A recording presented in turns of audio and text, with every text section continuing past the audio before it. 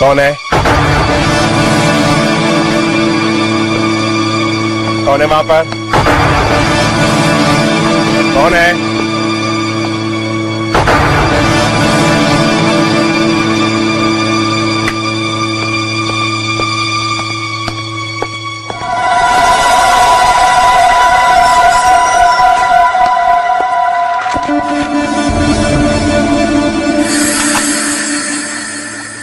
ये लेटर हमें Raman and sons के लेटर को रिप्लाई में भेजना है। इसमें उनसे कहना है कि आपके 10 करोड़ रुपए हमें अभी तक नहीं मिले।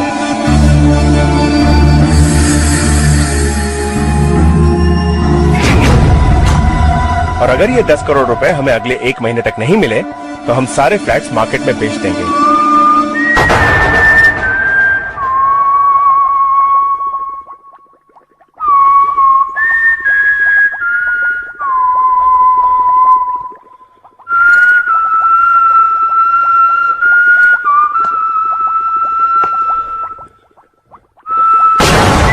तुम ये सिटी क्यों बजा रहे हो? यहाँ क्या कर रहे हो? ये सब क्या है? क्या पैसे चाहिए तुम्हें? कितने पैसे चाहिए? ये सब क्या है? नहीं, नहीं, नहीं, नहीं, नहीं।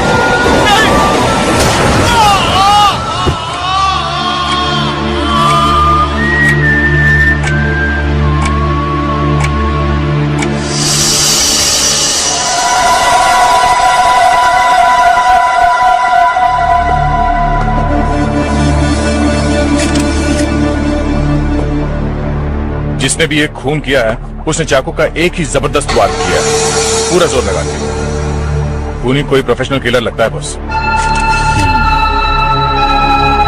मगर राजेश रात को इतनी देर तक ऑफिस में क्या कर रहा था? सर वो काम कर रहे थे। इतनी देर तक काम कर रहे थे वो? जी सर, ये उनकी आदत थी सर। घर जाने से पहले वो अगले दिन के सारे लेटर्स को डिक्टाफोन में रिकॉर्ड कर लेते थे सर। और जब मैं आती थी तो डिक्टाफोन में रिकॉर्डेड सारे मैसेजेस, सारे लेटर्स को मैं लिख लेती थी सर और उस हिसाब से उनकी अपॉइंटमेंट को फिक्स करती थी। डिक्टाफोन में रिकॉर्ड करते थे? जी सर। हो सकता है जब इनकी मौत हुई हो उस वक्त ये लेटर्स रिकॉर्ड कर रहे हो अपने डिक्टाफोन में, और अगर ऐसा हुआ है तो उस वक्त ये सारी आवाजें उस डिक्टाफोन में रिकॉर्डेड होनी चाहिए। लेकिन वो डिक्टाफोन है कहाँ? जरा देखो यहाँ कोई डिक्टाफोन दिखता है क्या?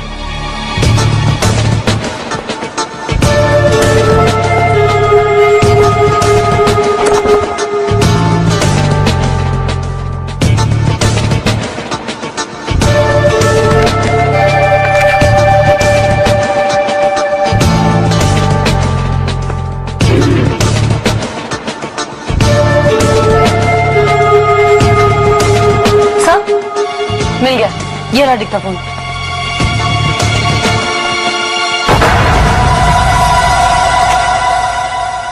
ये लेटर हमें रमन एंड सन्स के लेटर को रिप्लाई में भेजना है। इसमें उनसे कहना है कि आपके 10 करोड़ रुपए हमें अभी तक नहीं मिले, और अगर ये 10 करोड़ रुपए हमें अगले 1 महीने तक नहीं मिले तो हम सारे फ्लैट्स मार्केट में बेच देंगे। तुम ये सिटी क्यों बजा रहे हो? तुम यहाँ क्या कर रहे हो? ये सब क्या है? पैसे चाहिए तुम्हें? कितने पैसे चाहिए? नहीं, नहीं, नहीं। ये क्या? लगता है कोई सीटी बजा रहा है। अब ये सीटी हमें उस कातिल तक पहुंचाए।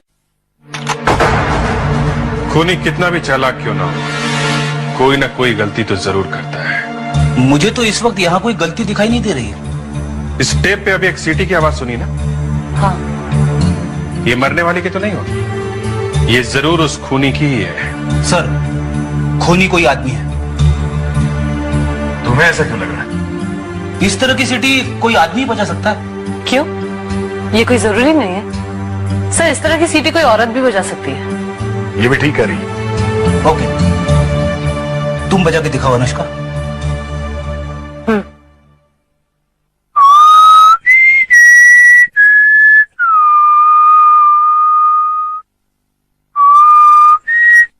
अब भी कोई शक है?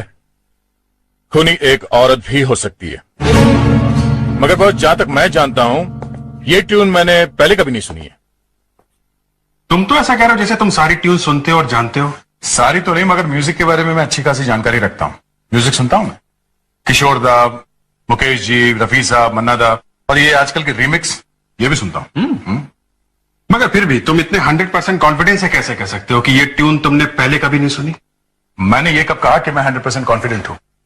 मगर अगर इस ट्यून पे कोई गाना बना है तो या तो एकदम नया है, मार्केट में नहीं आया है, या फिर ज्यादा पॉपुलर नहीं रहा होगा, यानी पब्लिक के नोटिस में नहीं आया।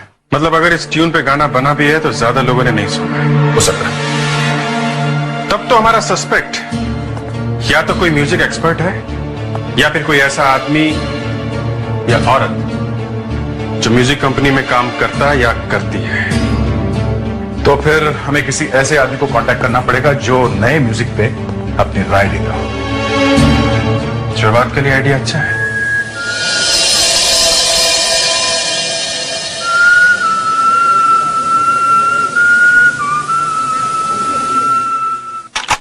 फिर से सुनिए।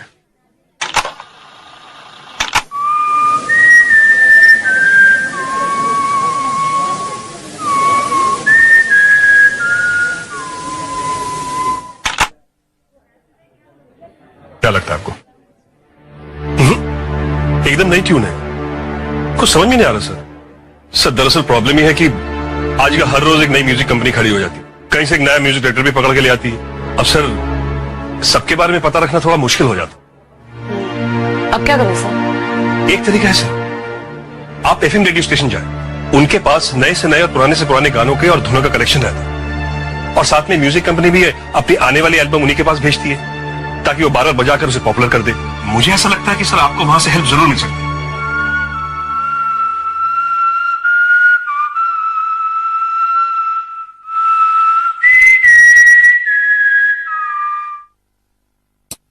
दोस्तों, आपने जो धुन सुनी जरा याद कीजिए कब और कहां, किसी को गुनगुनाते हुए या फिर ये उस किसी गीत की है जो आपके जहन में कुछ ठहर सा गया है।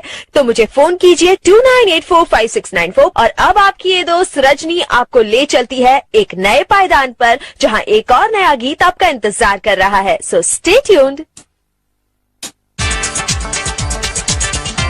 अगर कुछ भी पता चलता है तो आप हमें फोन करिएगा। या डेफिनेटली।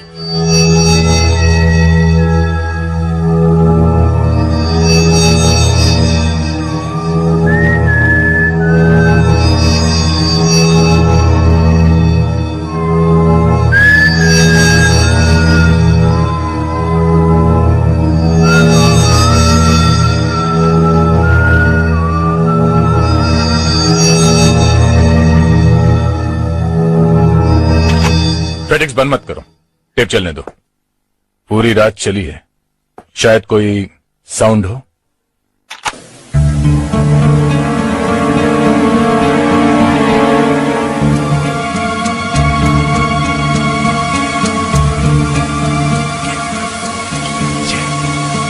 फिर से प्ले करो।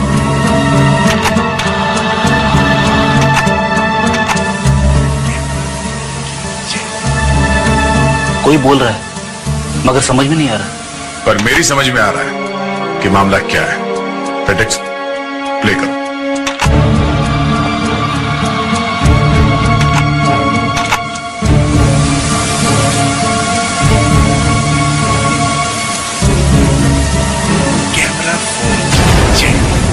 कैमरा फोन की जय।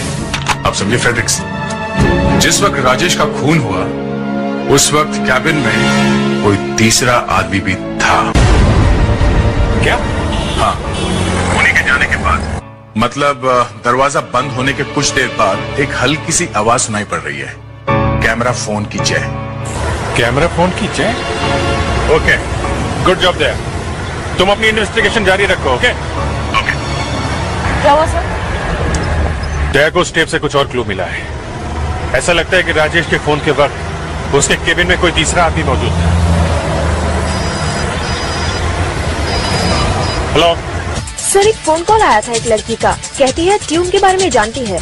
कौन है वो लड़की? सर, प्रीति नाम है उसका। इस वक्त कहाँ है वो?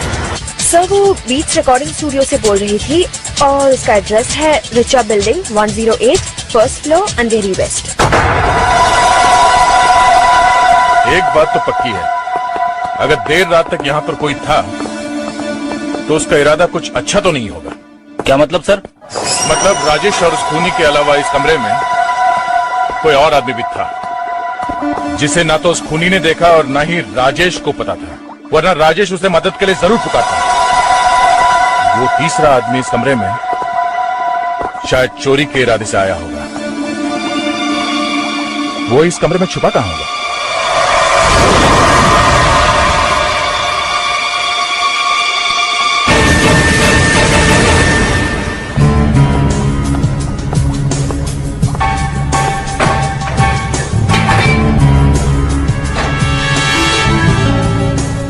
इस कमरे में यही एक जगह है जहां वो तीसरा आदमी छुप सकता था। फेडेरिक्स, सोचो कि राजेश वहां खड़ा है और तुम उसका खून करने वाले हो, तो कैसे करोगे? दिखाओ। खूनी जरूर दरवाजे से अंदर आया होगा। राजेश वहां खड़ा था, खूनी ने राजेश को ऐसे मार दिया।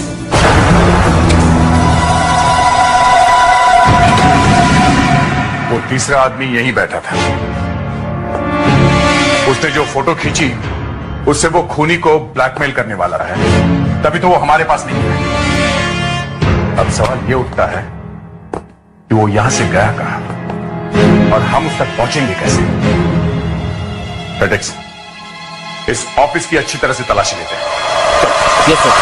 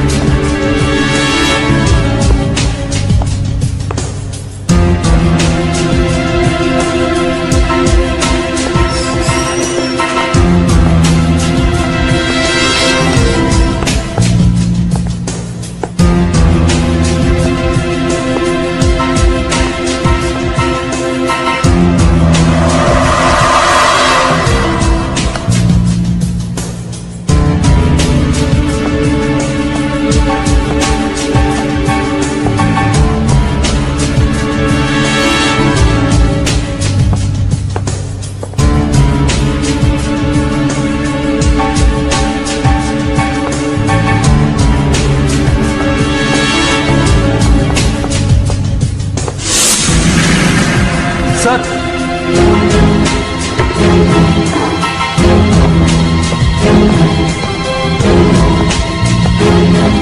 हाँ बेटा, ये देखिए ग्लव्स।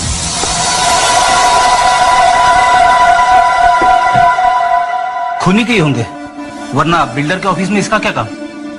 खूनी के होते तो इस पे खून के निशान लगे होते हैं। ये उस कैमरा फोन वाले के हो सकते हैं।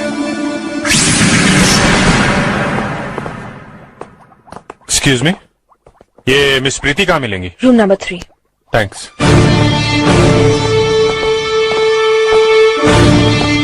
समय देखता हूँ। हाँ।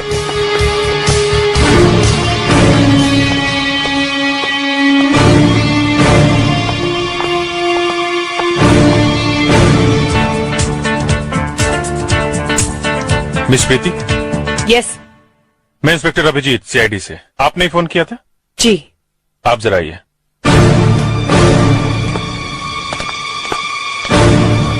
सर, प्रीति। हाँ प्रीति, तुमने वो धुन कहाँ सुनी थी? सर, कल मैं इस रिकॉर्डिंग स्टूडियो में काम कर रही थी और मुझे वो आवाज यहीं कहीं सुनाई दी थी। किसकी धुन थी वो? मेरा मतलब है, कौन बजा रहा था? सर, ये तो मैं नहीं कह सकती। एक्चुअली मैं एक एड एजेंसी में काम करती हूँ और इस स्टूडियो में मेरा आना जाना लगा रहता है। धुन अच्छी थी इसलिए दिमाग में रह गई। अच्छा, कुछ याद है तुम्हें किस रिकॉर्डिंग रूम में से वो धुन आ रही थी? नहीं सर, ये तो मुझे याद नहीं है, लेकिन वो धुन मैंने यहीं कहीं सुनी है। आप उस वक्त किस रिकॉर्डिंग रूम में थी? आइए मैं बताती हूँ। सर, इस रूम से बाहर निकली थी मैं। प्रीति, ये सब रिकॉर्डिंग रूम साउंड प्रूफ होते हैं ना? Yes sir. मतलब जब तक किसी रिकॉर्डिंग रूम का दरवाजा ना खुले अंदर की आवाज बाहर नहीं आती और बाहर की आवाज अंदर नहीं जाती। जी तो तुमने वो धुन कैसे सुनी? सर, मुझे एक फोन करना था। जब मैं फोन करने के लिए बाहर आई तब मैंने वो धुन सुनी। मतलब तुम जब उस कमरे में से बाहर आकर फोन कर रही थी तो किसी रिकॉर्डिंग रूम का दरवाजा खुला और तुमने वो धुन सुन ली। जी सर। एक काम करते हैं, तुम उस दिन की तरह उसी कमरे में से बाहर आकर वहीं जाकर खड़ी हो जाओ जहां पर तुम फोन कर रही थी। हम हर रिकॉर्डिंग रूम का दरवाजा एक एक करके खोलेंगे और वो धुन बजाएंगे। शायद तुम्हें कुछ याद आ जाए।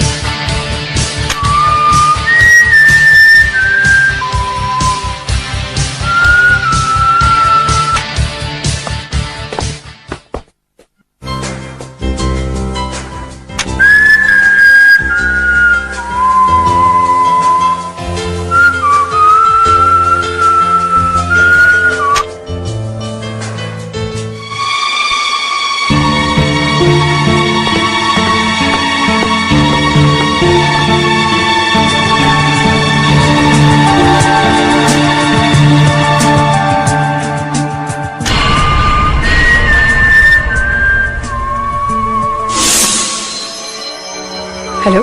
मैं इस वक्त रिकॉर्डिंग स्टूडियो पर। हाँ बस आ रही। Okay bye. धुन अच्छी।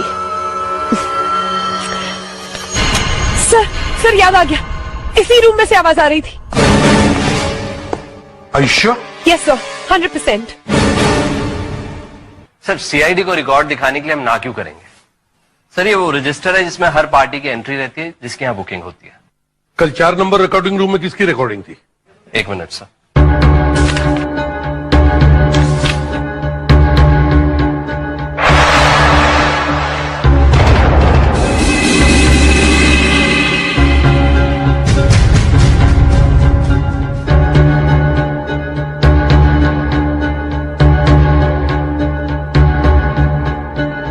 इस वक्त कहाँ होंगे वो?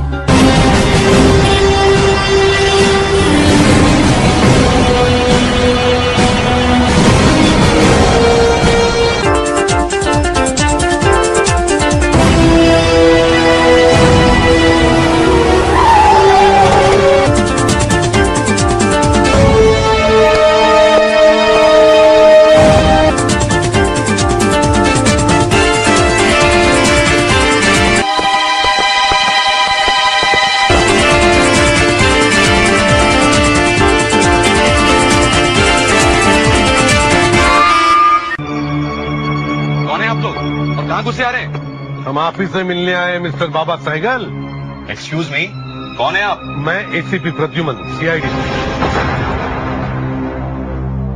सर रिहर्सल चल रही है, इतना तो देखिए आप।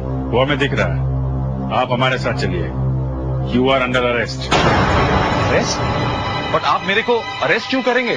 क्योंकि आप सीटी बहुत बढ़िया बजाते हो। क्या?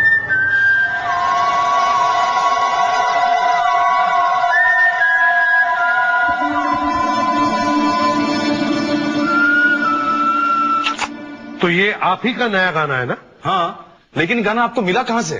राजेश की लाश के पास से। ये ट्यून खूनी बजा रहा था। ये कैसे हो सकता है? सर ये गाना तो मार्केट में रिलीज ही नहीं हुआ है, पब्लिक में किसी को पता ही नहीं है। और जब आपने मेरे को अरेस्ट किया तो तब मैं शो की रिहर्सल कर रहा था, वो भी इस धुन पर। यही तो हम जानना चाहते हैं मिस्टर बाबा सहगल कि अगर ये धुन सिर्फ आप ही को पता थी तो फिर खूनी ये धुन कैसे बजा रहा था? सर अगर आप ये मान रहे हैं कि मैं ये ट्यून जानता हूं इसलिए मैं खूनी हूं तो आप बिल्कुल गलत समझ रहे हैं। मेरे अलावा भी और लोग हैं जो इस धुन को जानते हैं। आपने अभी भी कहा कि आपके अलावा ये ट्यून कोई नहीं जानता। हाँ हाँ हाँ कहा था, बिल्कुल कहा था। पब्लिक में किसी को नहीं पता है। जब एक गाना कंपोज होता है तो बहुत सारे लोग काम करते हैं, composer, arranger, lyric writer, technicians, musicians, तब एक नया गाना बनता है। और आपके साथ कितने लोग काम करते हैं? तकरीबन 5 से 6 लोग। अच्छा, अभिजीत सर, इन सबको बुलाओ। डॉक्टर साहब कुछ पता चला? पता करने की कोशिश कर रहा हूँ। सर जरा जल्दी कीजिए, आप स्पीड से काम करेंगे तो खूनी इंडिया छोड़कर दुबई में बैठा होगा। तुम डिपार्टमेंट में ये साबित करना चाहते हो ना कि केस सबसे पहले तुमने सॉल्व किया? आप जो भी समझे, सच तो ये है कि जो आदमी मरने वाले के ऑफिस में छुपा हुआ था उसने खूनी को जरूर देखा है, इसलिए वो कैमरा फोन के जय किनारे लगा रहा था। तो इससे तुम्हारी सेहत पे क्या फर्क पड़ गया? वो खूनी को ब्लैकमेल करेगा। अगर हम इस आदमी के पास पहले नहीं पहुंचे तो वो खूनी से सौदा कर लेगा, और जो सबूत इस आदमी के पास है वो मिट जाएंगे। दया खूनी कैसा भी हो, कहीं भी हो, सालूखे के हाथ से नहीं बच सकता।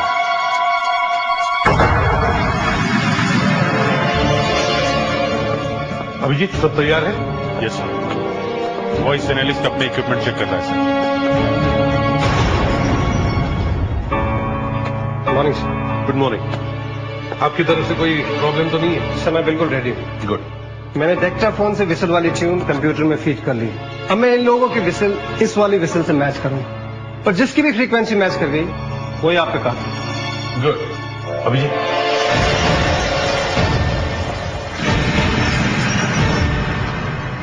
हम लोग एक एक करके वहां उस केबिन में जाएंगे और माइक के सामने सीटी बजाएंगे। देखते हैं किसकी सीटी उस सीटी से मैच करती है। आप आइए पहले।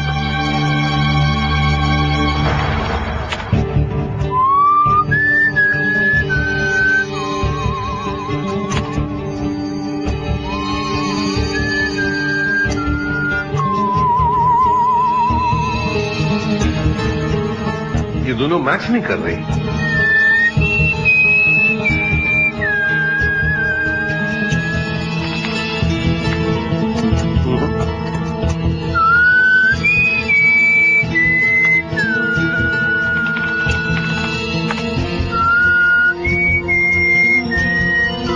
ये भी फ्रीक्वेंसीज मैच नहीं हो रही है।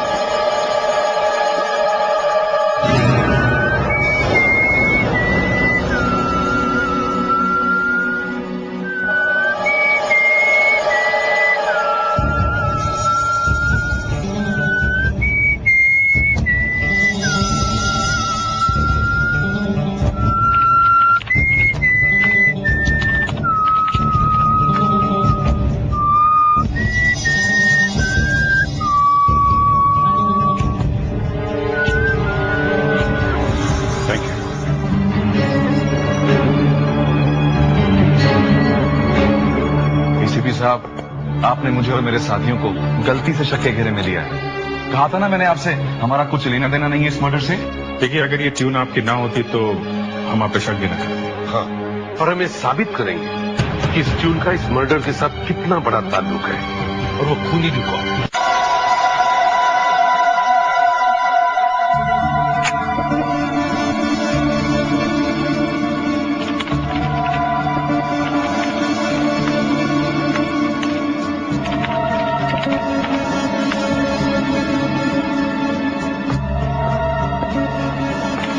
हेलो डॉक्टर साहब, कुछ मिला क्या?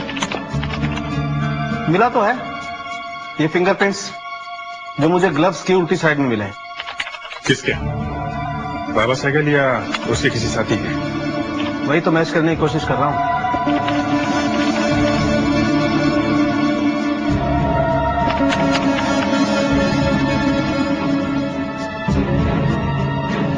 सॉरी बॉस, ये फिंगरप्रिंट्स तो किससे मैच नहीं करते।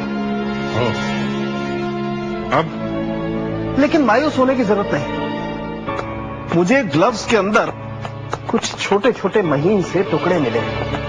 ये देखो, ये किस चीज के टुकड़े हैं? ये किसी खाने की चीज के टुकड़े हैं। तब तो उस आदमी ने ग्लव्स पहनने से पहले कुछ खाया होगा। तुमने बिल्कुल ठीक कहा फ्रेडरिक्स, लेकिन ये खाने के पहले उसे मछली होना पड़ता। मछली? आप कहना क्या चाह रहे हैं डॉक्टर साहब? ये खाने के टुकड़े आदमियों के खाने के नहीं है, मछलियों के खाने के। वो ग्लव्स में कैसे आए? मतलब मर्डर देखने से पहले उस आदमी ने मछलियों को खाना खिलाया होगा। इसका मतलब उस आदमी का मछली या मछली के टैंक से कोई रिश्ता है। या तो वो आदमी मछलियां खरीदने बेचने का काम करता है, या फिर फिश टैंक बनाने और बेचने का। यह भी हो सकता है कि वो राजेश के ऑफिस में रखे हुए फिश टैंक को साफ करने का काम करता हो। उसके स्टाफ से पता करते हैं वो फिश टैंक कौन साफ करता है। Excuse me. यस, हम लोग सीआईडी से हैं। सीआईडी से? यहाँ क्यों? हमें पता करना है कि राजेश के ऑफिस में जो फिश टैंक है उसकी मेंटेनेंस के लिए आपके ऑफिस से कौन जाता है। आइए अभी बताता हूँ। राजू पकड़ो।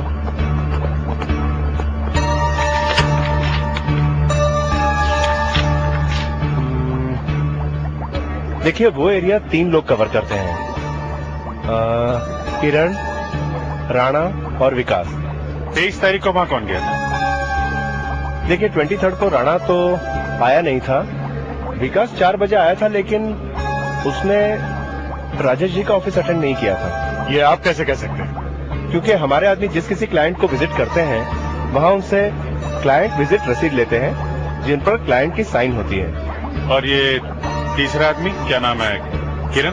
किरण तो काफी दिन से आ नहीं रहा है। कब से? हाँ, 23 तारीख से।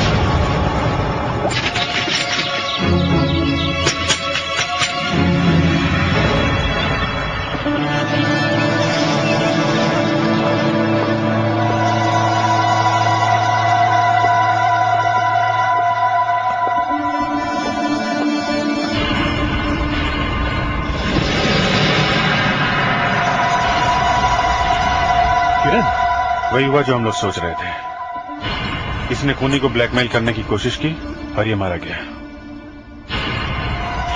जरा देखो, इसके पास मोबाइल है क्या? राजेश के मर्डर के समय इसने जो फोटो खींची थी, शायद वो मिल जाए। इसकी जेब में तो कुछ नहीं है। कहीं ऐसा तो नहीं कि वो मर्डर करने वाला मोबाइल फोन में लेके गया हो? इस कमरे को अच्छी तरह से देखते हैं, शायद मिल जाए या कोई और काम की चीज मिल जाए।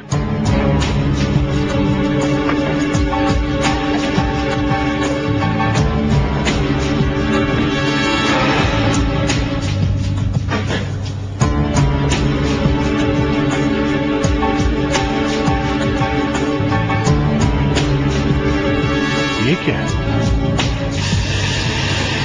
ये तो किसी पेपर की कटिंग लगती है। उम्र 25 साल, हिंदू, सारस्वत कोकनास्त, एक इंटरनेशनल बैंक में मैनेजर है। आय 45,000 प्रति माह के लिए चाहिए सुंदर गोरी एमए पास वधु। Post box number 3300। ये पोस्ट बॉक्स नंबर 3300, इससे पता लगाते हैं इस मनोज का एड्रेस क्या है। मिस्टर मनोज, आप इस किरण को जानते हैं? इसका 3 दिन पहले खून हो चुका है। खून? सर, मैं ऐसे किसी आदमी को नहीं जानता हूँ। इस आदमी की डेड बॉडी के पास पूरा अखबार नहीं, आपके एडवर्टाइजमेंट की कटिंग मिली है हमें। मिली है तो मैं क्या करूँ? मैंने तो अखबार में सिर्फ एडवर्टाइजमेंट दिया था, और अगर उसे देख के कोई कुछ करता है तो हाउ डू आई नो? अब तक रिश्ते के लिए आप कितनी लड़कियों से मिल चुके हैं? सर, सिर्फ एक। कुछ दिन पहले ही तो मैंने एडवर्टाइजमेंट दिया था सर। रिस्पांस भी आ रहा है, मैंने लिस्ट बनाई है। कुछ लड़कियों से आज मिलूंगा और कुछ से कल। आप जिनसे भी मिलेंगे हम उन्हें देखेंगे। जी जी। क्या पता उनमें से किसी का किरण के मर्डर से कोई कनेक्शन।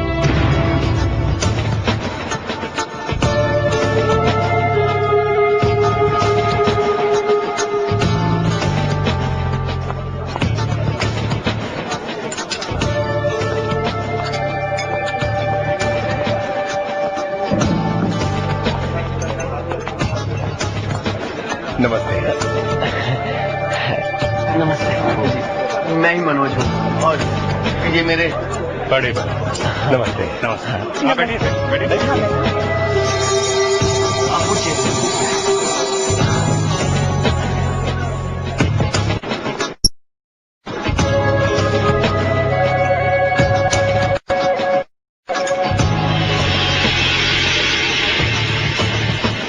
ये यहाँ कैसे आ गई?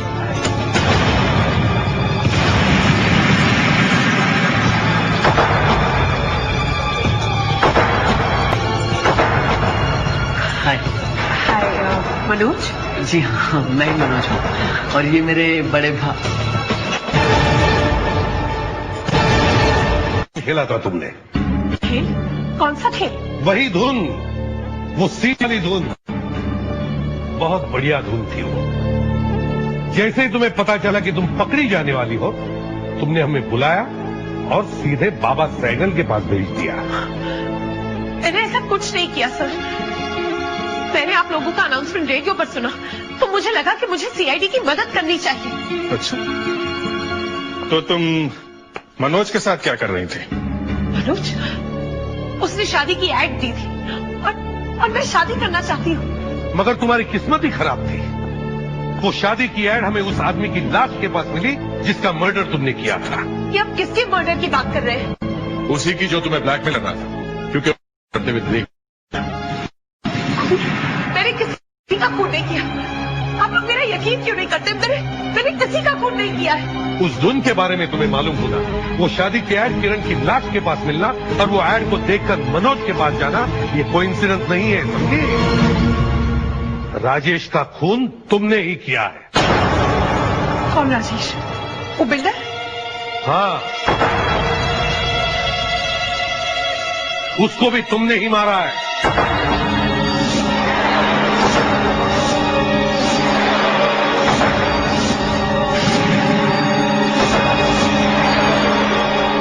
मिस प्रीति,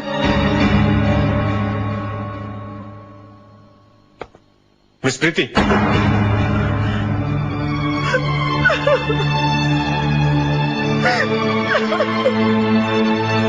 मैडम हम औरतों की बहुत इज्जत करते हैं, इसीलिए आपसे रिक्वेस्ट करते हैं कि आप हमें मजबूर ना करें। बोलो प्रीति, सच क्या है? बताओ प्रीति, सच क्या है? मैंने ही राजेश को मारा और उस दूसरे आदमी को भी मैंने ही मारा। दोनों को मैंने ही मार दिया।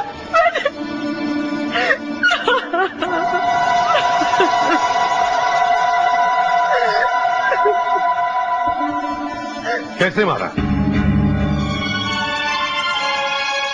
मैंने पूछा कैसे मारा? ये सब आप लोग जानकर क्या करेंगे? मैंने कहा ना आपसे, मैंने उन दोनों को मार दिया। कैसे मारा? चाकू से, जहर देकर, गला दबा कर या बंदूक से? बताओ कैसे मारा?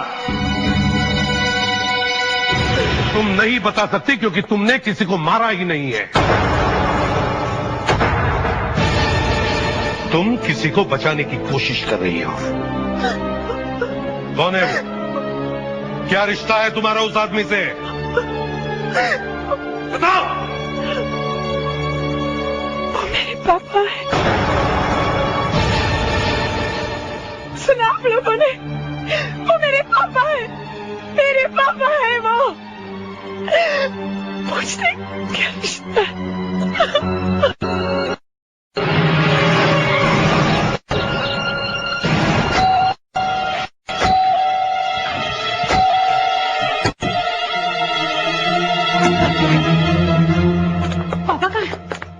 साहब तो घर पे नहीं है बेटी। घर पे नहीं है?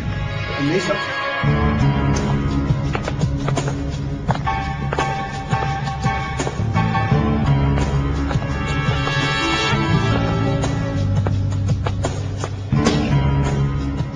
लगता वो भाग गया। उन्होंने बताया नहीं तुम्हें कि कहां जा रहे हैं वो? नहीं साहब, पर जाने से पहले किसी से फोन पे बात करने की कोशिश कर रहे थे। किससे? ये तो पता नहीं, बात तो कुछ हुई नहीं। बार बार नंबर घुमाते थे, काट देते थे। ऐसा 3-4 बार उन्होंने किया, फिर अचानक निकल गए।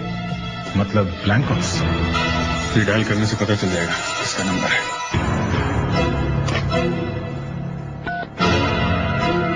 हेलो, इंस्पेक्टर अभिजीत सीआईडी से। ये किसका नंबर है? ये संजय कुमार के घर का नंबर है। क्या बात है? नहीं, कुछ खास नहीं। Thank you very much. ये संजय कुमार कौन है? तो बिल्डर राजेश का बिजनेस पार्टनर है। हमारे सारी मुसीबतों की जड़ वही है। लेकिन पापा तो उसके नाम से भी चिढ़ते हैं। तो फिर उन्होंने उसे फोन किया क्यों होगा? लगता है एक और जान खतरे में है। संजय कुमार।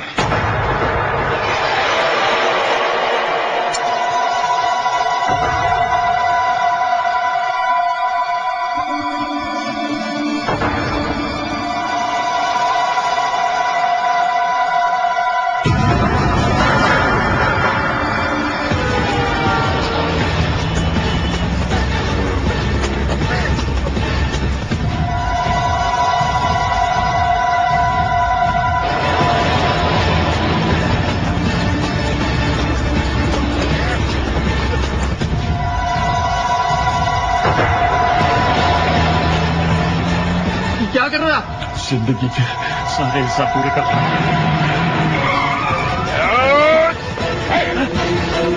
तो गोली चला दूंगा। मैं इसे जिंदा नहीं छोड़ूंगा। चीटिंग के केस में तुम्हें भी अरेस्ट किया जाता है मिस्टर संजय। वो ट्यून थी ही इतनी अच्छी कि किसी की भी जुबान पे चढ़ जाए। प्रीति से सुनी तो अनजाने में मैं भी गुनगुनाने लगा।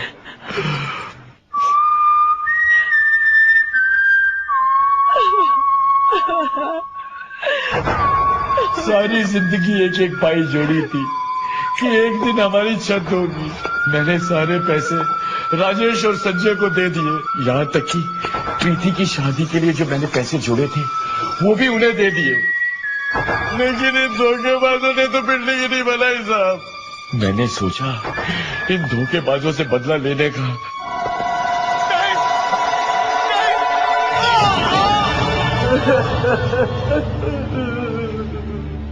और किरण, उसे क्यों मारा?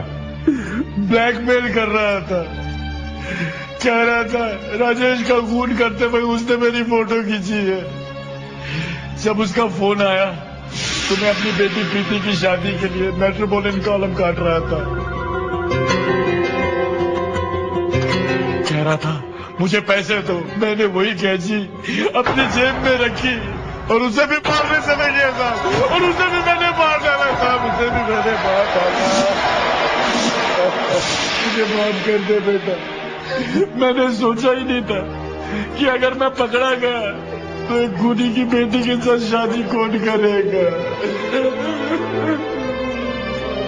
हम लोग कोशिश करेंगे कि प्रीति की शादी सही तरह से हो और उसे आप भी अटेंड करें।